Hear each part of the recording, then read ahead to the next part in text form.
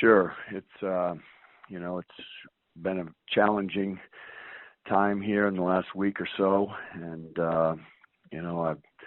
I've had a tremendous amount of support from our administration, our coaching staff, our administrative staff, and most of all, we've had tremendous amount of support from our players. We talked about all pulling in the same direction and enhancing and delivering Coach Anderson's message of now, being, no excuses, others serving others, and work. And so, try to move forward.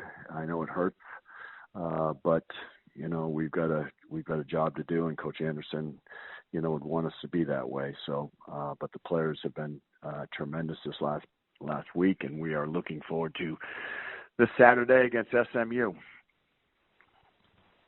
Coach, thank you very much. Our first questions come from Luke with Red Wolf Report. Please go ahead, Luke. Hey, Coach. I know obviously SMU is going to be a really stout opponent in Game 1. Got a lot of transfers in to include a new quarterback coming in from Texas. Is kind of how you guys preparing for some guys you may have seen on film?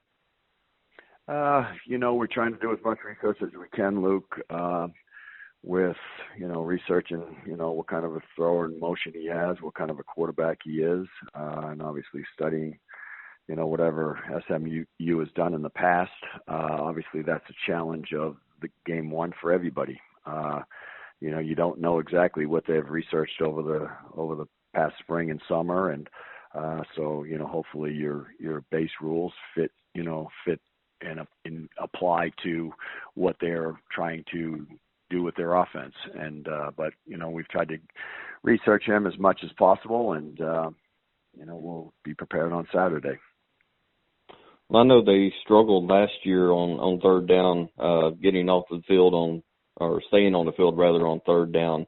I assume that's something the A-State defense will try to exploit as well.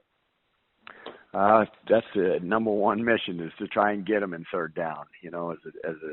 As a defensive staff, the more times you can get teams in third down, you better chances of being successful. We try to eliminate, the big chunk plays on first and second down, and if you can get them in third, that increases your chances of stopping that drive. Every time you get them in third down, we got to, the message is the same with every opponent and every defense, is you got to get off the field on third down. And so hopefully, like I said, we're preparing, and our schemes are going to be efficient enough to do that.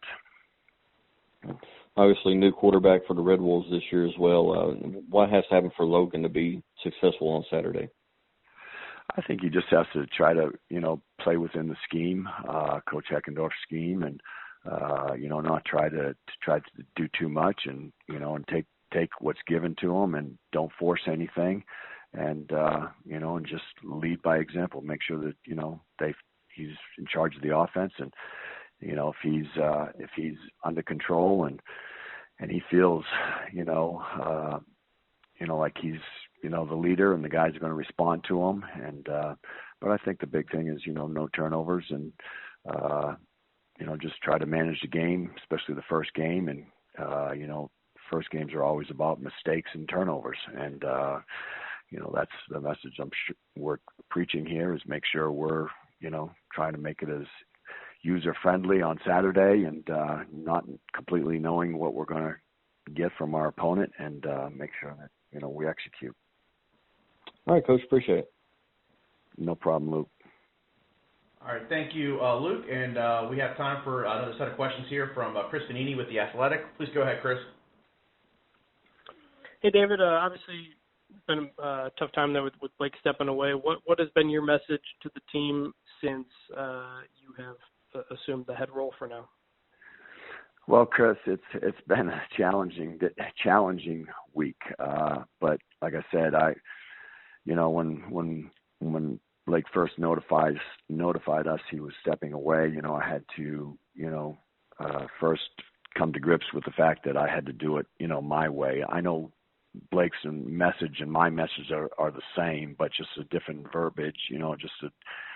Blake is obviously a little more eloquent speaker than I am, but the message was, that we've been prepared for this. We knew there was a possibility of this happening, and Terry, our athletic director, Terry Mahajer, Blake, and myself, we've been sitting down periodically through the summer, just preparing for it.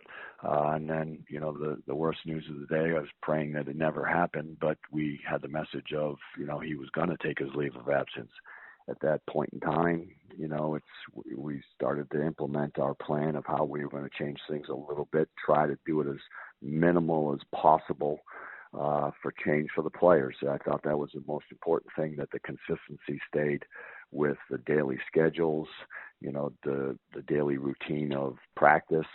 We didn't do a lot of tweaks there. We've done a little bit of stuff on the defensive side of the ball just to compensate for me leaving, at certain times of practice and having to get pulled out of the office for any type of situation. We have a plan in place.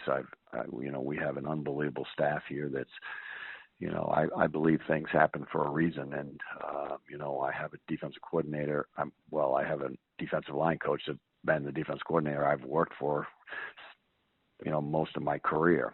And Ed Pinkham, he's got, 30-some years of coordinator experience. And so when I got to leave, we speak the same language. We do break the games down, the same way. It's the same terminology. So, we're very comfortable when I have to leave.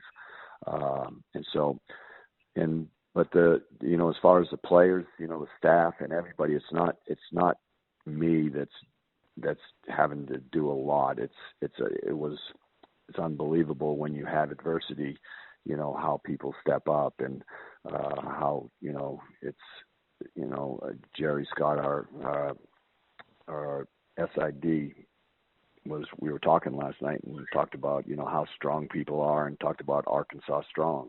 When we had adversity, and that's from everybody. That's from the assistant coaches are all, hands on deck, the administrative staff, Terry Mahajer, our athletic director of staff,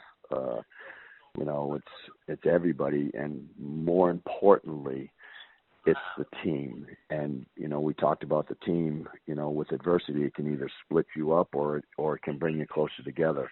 And, and this team has been unbelievably mature handling this situation. And there has not been a day that I have gone out there, in our pre-practice meeting, that I've asked them to do something and they have not delivered. I cannot thank this team and the staff and the administrators and everybody that's supporting, this football program right now. I'm just kind of guiding the ship, and everybody else is pulling in the same direction.